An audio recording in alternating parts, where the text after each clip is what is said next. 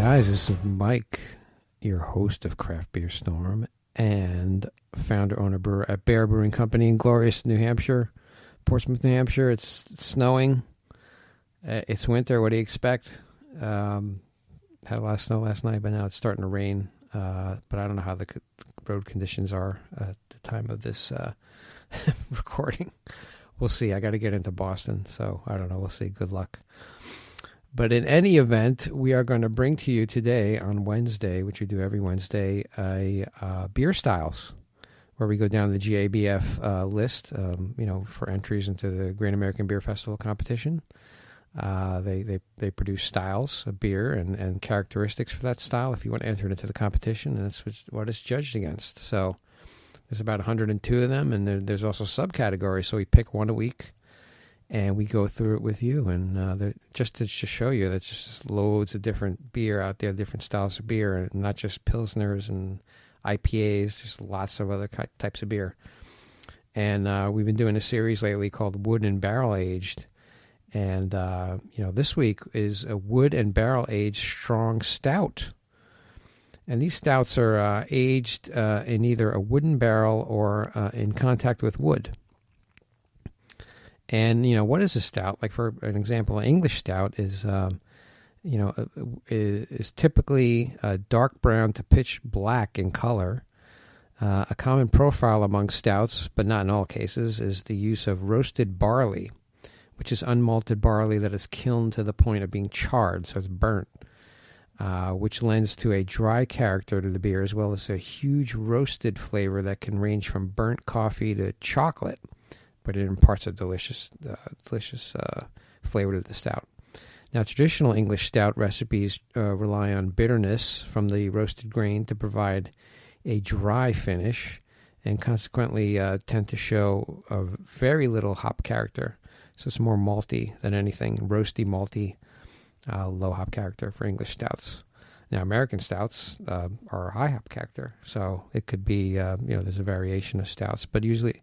Well, in most cases, I haven't seen a light stout, so it's usually dark brown or pitch black, and that's your stout. It's mainly due to this roasted barley, chocolate malts, black patent malt, which is what we use in our stout. It's a really great beverage. So wood and barrel aged stouts are aged with the intention of developing unique attributes imparted by the wood and or by liquids that have been previously stored in contact with the wood. Wood aging does not necessarily impart wood flavors, but it does result in a distinctive sensory outcomes. Use sherry, rum, whiskey, tequila, port, and wine and other barrels are often used, imparting complexity and uniqueness to a beer. A balance of aroma, flavor, and mouthfeel results from the marriage of a new beer with attributes imparted by the wood or barrel. So you take a beer, condition it for a couple months, and it just changes the whole beer. It takes on the flavor of the barrel, and whatever's in it before. It could be bourbon, wine, tequila, but it just adds such a great complexity to the original beer, and it's delicious. What we do is we age our stout, which is it's about 5.3% ABV in Jim Beam barrels. We get those barrels from Allagash, who make Curio. And then we buy them, and then we age our beer in them. I made one for my birthday, actually. Why not? I can make beer, so I did it. I called it Bourbon Birthday Gold, and it sold very well, actually. So it took on all the flavor of the Jim Beam barrel. It was delicious. I mean, the whiskeys had been in there for about 4 years, so it's a great thing. And we're going to make more in a few months. So we're going to make stout, actually, for St. Patty's era weekend time frame, and get that stout out there, but also condition a lot of it and throw it in some barrels, and it'll come out excellent. Now, the color, characteristically, the color is dark to very dark. The clarity in these beers is opaque. It's a dark beer, right? It's not going to be clear. Perceived malt and aroma and flavor, it varies with the underlying style, but usually it uses higher malt character, and it's kind of sweeter, less hoppy when you think of a stout. Hop aroma, flavor, and bitterness, it varies. Underlying stout style, you could have an American style stout, which is hoppy. The body varies with underlying style. It could be, really thick, like an imperial stout, Russian imperial stout, or it could be a little less body, just like a regular stout. Just because it's dark doesn't mean it's mud, right? So don't be scared for dark beers. A lot of people are scared of dark beers. They see dark beers, they run the other way. They're delicious. Try it first before you run, and you'll be pleasantly surprised. Now, the ABV on these, according to GABF, is anything greater than 5%. And the glassware, what you would use in it, maybe like a Belgian-style glass or a snifter. These beers are nice and rich to begin with, and then also introduce them to a barrel. It takes on all the flavors and the characteristics of that barrel. So you want to savor it, snifter, get that aroma, the taste. Delicious stuff. Now, examples. We have some examples for you, courtesy of Beer Advocate, beeradvocate.com. They're putting out great content. 1050. That's bourbon barrel aged, and that's from Oscar Blues Grill and Brew. And Oscar Blues is in Colorado. They're famous for the crowlers, large, they have a crowler machine. So you have a large can, like a 32-ounce can, fill it up, seal it up right in the brewery, get some fresh beer. Gotta get one of those. I think next we eliminated growlers. It was just too much. We have bottles, but I think crowlers would be the great next step. Now, the style of this beer is a Russian Imperial Stout, which is a higher ABV, thicker, great flavors. It's a great beer. The ABV would be 12.9% on this one. So notes from the brewery, aged through 4 seasons and from a blend of top bourbons around, this 1050 has morphed into a monster of cranked up flavor.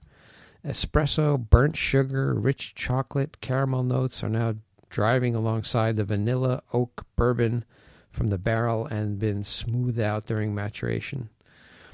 Even at 12.9% and 75 IBUs, actually it's a little hoppier than normal, it is cool and drinkable, letting each sip add more and more complexity. So this is beer that you don't guzzle, you don't pound it, you sip it and enjoy it. It's kind of like wine. And there are a lot of beers out there that can compete with wine, and you put it in the proper glass and it's delicious. The next one we have for you is Bourbon County Brand Stout from Goose Island Beer Company. They make this once a year. They release it.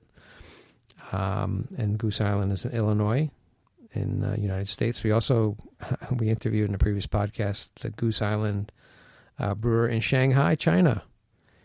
And it was a great interview. You can check it out. It was a couple weeks ago that we posted it out there, but really great insights on China. But we're trying to be worldwide here. We want to be craft beer ambassadors of the planet. That's what we're aiming for. We're aiming high, 10x. Here we go. So anyway, getting back to this. So the Bourbon County Brand Stout, if you haven't had it, you got to try it. The ABV is 15.2%, so it's heavy duty. Man, could be more than wine here. 15.2%. And the description is a liquid as dark and dense as a black hole with thick foam the color of a bourbon barrel. The nose is an intense mix of charred oak, chocolate, vanilla, caramel, and smoke. One sip has more flavor than your average case of beer, and I agree with that. And that's what we strive towards, introducing you to these beers. But that sounds delicious, man. Charred oak, chocolate, vanilla, caramel, smoke. Sign me up. I'm in. And that is your wood and barrel aged strong stouts for today. If you like what we're doing, you like our podcast, please go on to iTunes, subscribe, give us a rating, give us a review, tell a friend, tell 10 friends about us. Send it out, post it on Facebook, take a screenshot, put it on your Facebook page, Instagram. Give us some love and we'll give you some love back, right? Tell us about us. We just want to increase the people's knowledge of good craft beer. There's still a long way to go. A lot of people don't know it's around, and they don't know that they have excellent breweries in their community, which they should go to, because these guys work hard and they deserve it. It's a tough business, but it's a business of passion. So that's why I'm doing this, because I'm passionate about it, and I think it's awesome. And I met just so many tremendous people And I'm excited to go out to the Craft Brewers Conference in Denver, which I'll be out there. If you are going, shoot me an email. Let's connect. Let's make some things happen. I'm excited.